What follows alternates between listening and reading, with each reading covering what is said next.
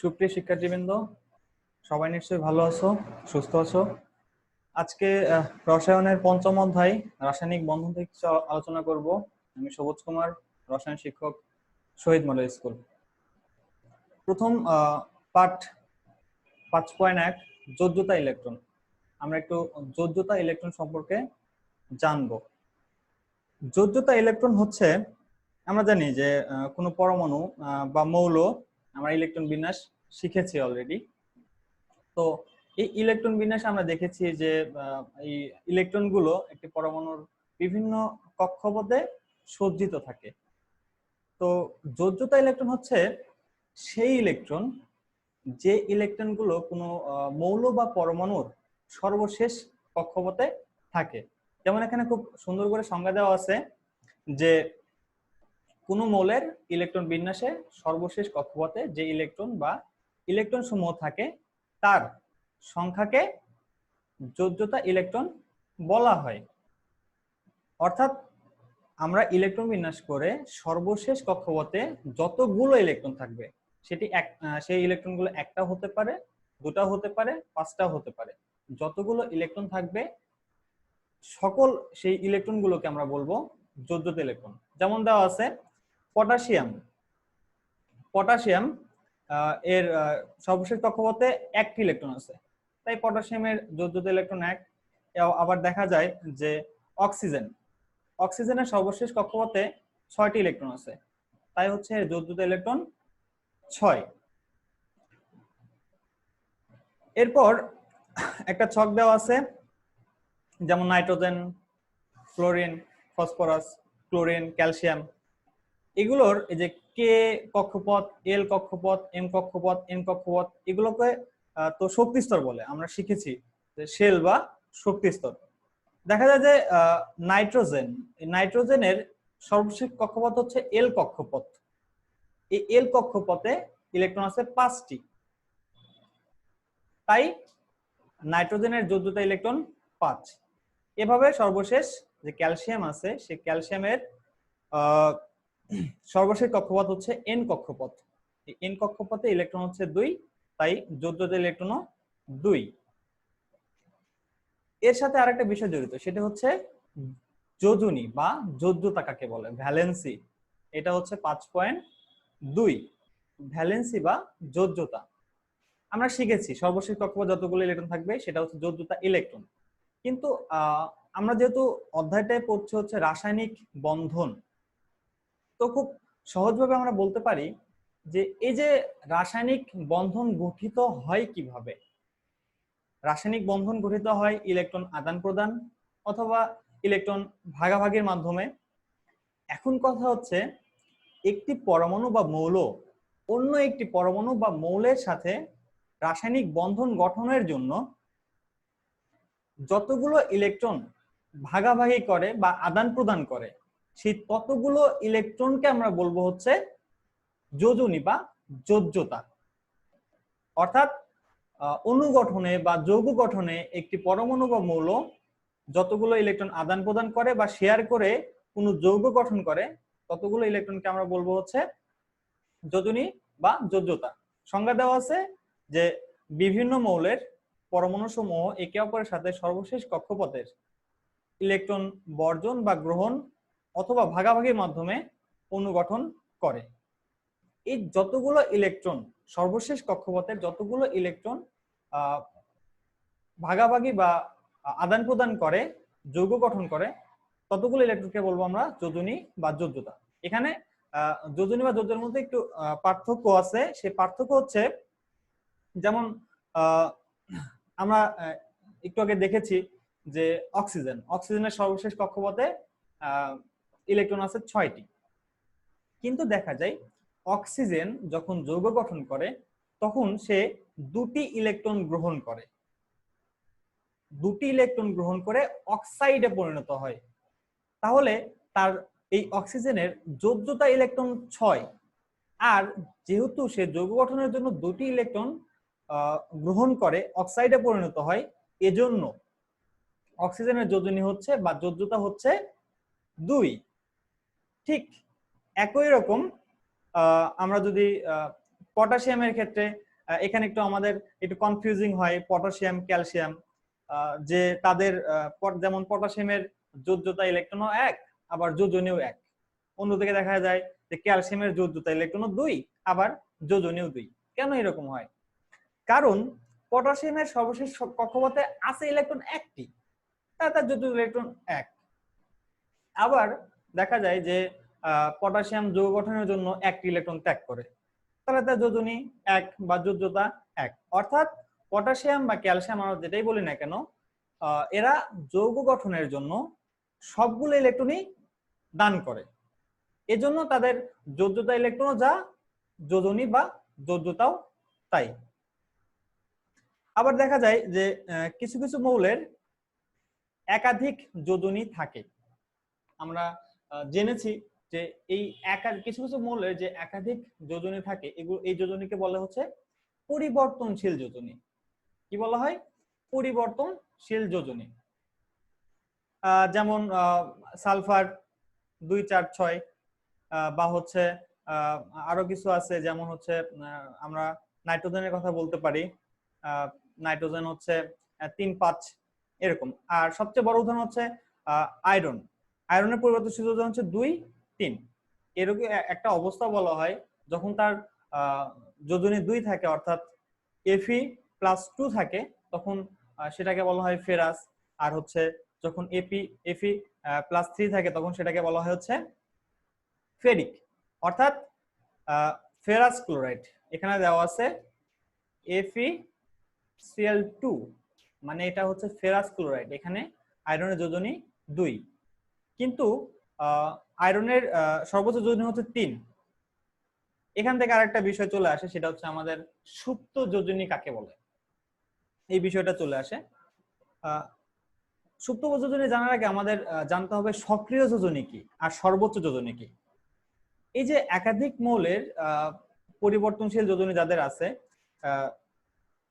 যার সর্বশেষ যোজনীটা হচ্ছে সর্বোচ্চ যোজনী, এবং কোন যৌগে আসলে কত যোজনী দ্বারা সেই যৌগটা গঠিত হয়েছে সেটা হচ্ছে সক্রিয় যোজনী। যেমন উদাহরণ হিসেবে এখানে বলা যায় যে FeCl2, এখানে হচ্ছে আয়রনের যোজনী 2, কিন্তু আমরা জানি যে আয়রনের যোজনী আরেকটা আছে, সেটা হচ্ছে 3। এখানে 3 হচ্ছে সর্বোচ্চ যোজনী, আর FeCl2 এই যৌগে যে আয়রনের যোজনী 2, এটা হচ্ছে সক্রিয় যোজনী। আর সুপ্ত যোজনী আমাদের বের করতে হলে আমাদের একটু হিসাব করতে হবে, সেটা হচ্ছে সর্বোচ্চ যোজনী থেকে আমাদের সক্রিয় যোজনীটা বাদ দিতে হবে। আমরা যদি সর্বোচ্চ যোজনী থেকে সক্রিয় যোজনী বাদ দিই, তাহলে আমরা খুব সহজেই এই আয়রনের সুপ্ত যোজনী বের করতে পারবো। যেমন এখানে দেওয়া আছে যে আয়রনের সুপ্ত যোজনী 3-2, অর্থাৎ 1। আমি আবারও দেখাচ্ছি যে হচ্ছে 3-2 = 1। আবার FeCl3, এখানে আয়রনের যোজনী 3, আবার আয়রনের সর্বোচ্চ যোজনীও 3, অর্থাৎ আয়রনের সুপ্ত যোজনী হচ্ছে FeCl3 তে 3 - 3, সেটা হচ্ছে 0। এরপর আমরা পরের পাঠে চলে যাব। এখানে কিছু টেবিল দেওয়া আছে। টেবিল হচ্ছে 5.02। তোমরা সবাই জেনে নিবে, এই টেবিলটা খুবই গুরুত্বপূর্ণ। Hydrogen, fluorine, chlorine, bromine, iodine এগুলো সবার যোজনী এক। এগুলোকে কি বলা হয়?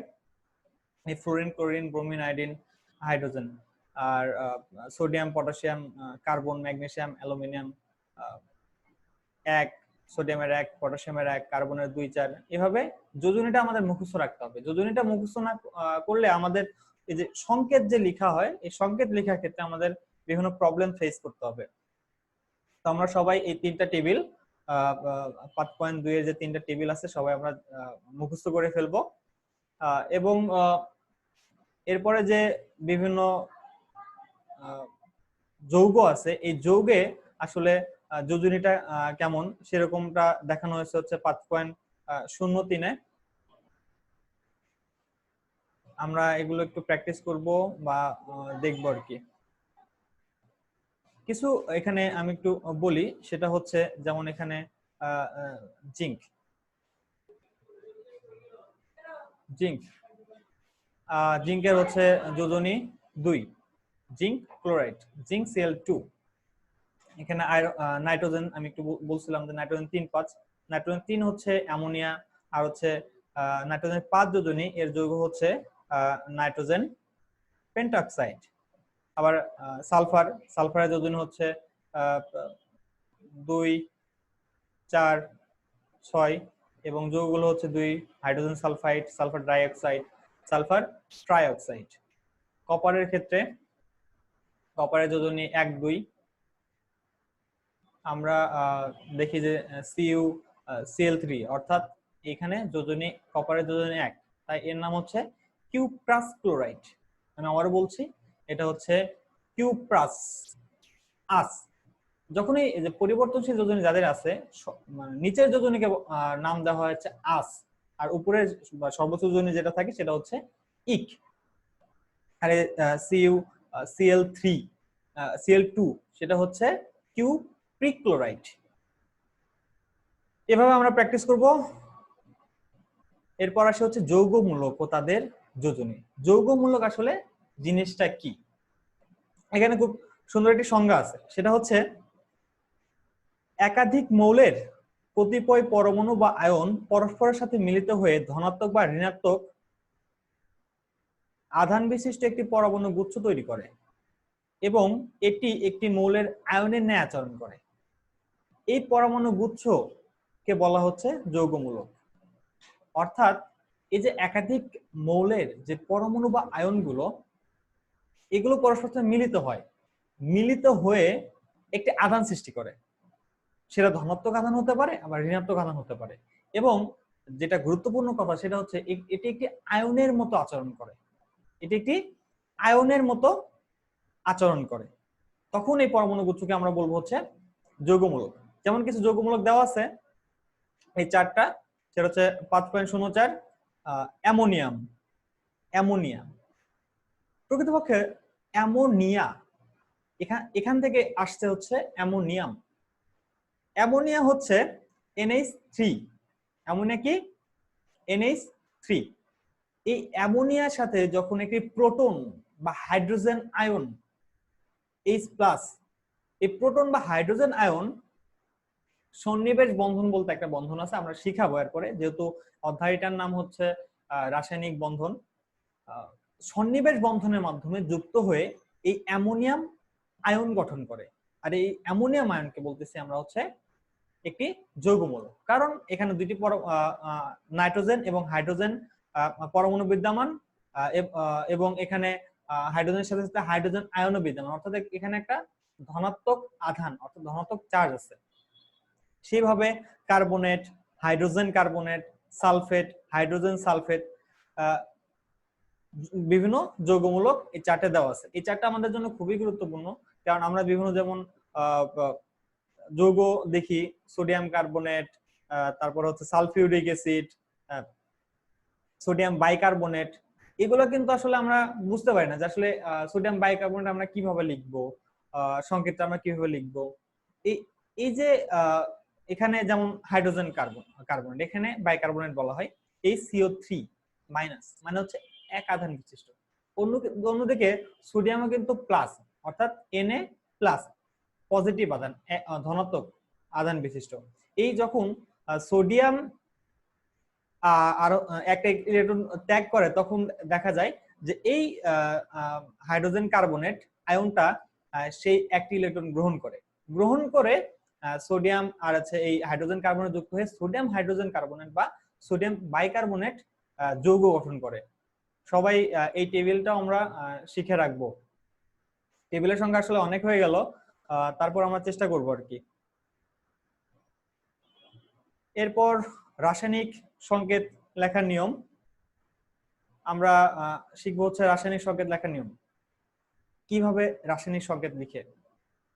আমরা জানি এই যে রাসায়নিক বন্ধন যে গঠিত একটি পরমাণু বা একটি মৌলের সাথে অন্য একটি পরমাণু বা মৌল যুক্ত হয়, যুক্ত হওয়ার পরে আমরা সেটাকে সংকেত আকারে লিখি। এই সংকেতটা অনেকেরই লিখতে সমস্যা হয়। যদি আমরা এটা খুব ভালো করে বুঝি বা যোজনী ভালো করে বুঝি, আমরা খুব সহজেই বুঝতে পারবো যে কিভাবে সংকেত লিখতে হয়। যেমন কোনো মৌলের একটি অণুতে যতগুলো পরমাণু থাকে তার সংখ্যাটি ইংরেজি হরফের মৌলটির প্রতীকের ডান পাশে লিখতে হয়।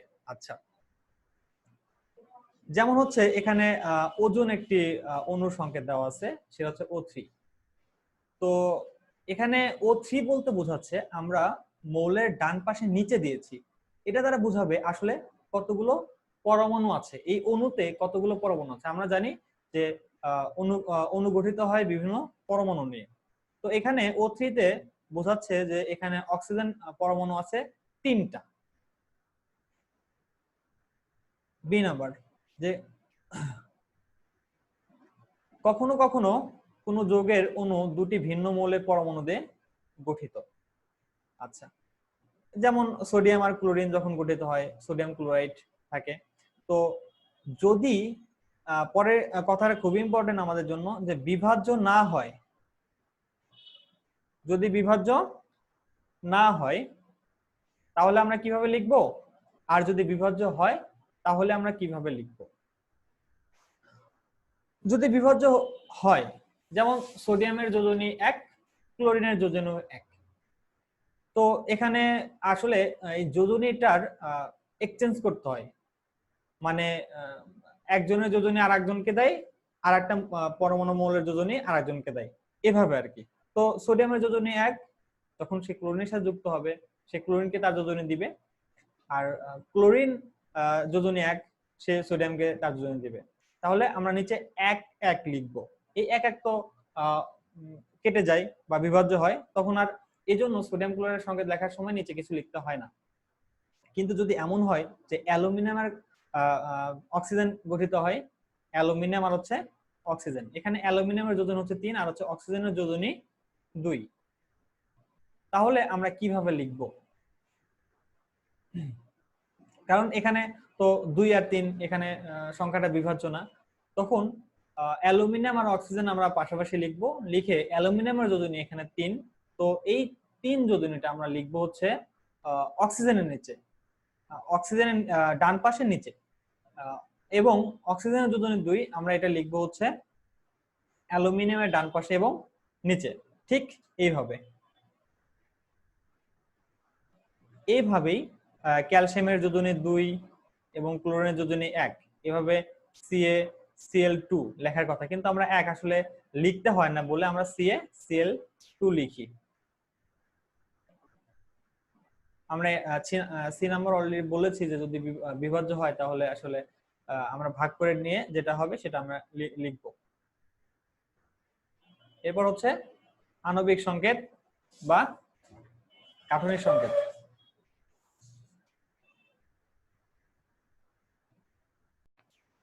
তো এরপর হচ্ছে আণবিক সংকেত ও গাঠনিক সংকেত, এই বিষয়গুলো হচ্ছে আমরা পরবর্তী ক্লাস আলোচনা করব। সে পর্যন্ত সবাই সুস্থ থাকবে এবং ভালো থাকবে এই কামনাই করি। ধন্যবাদ সবাইকে।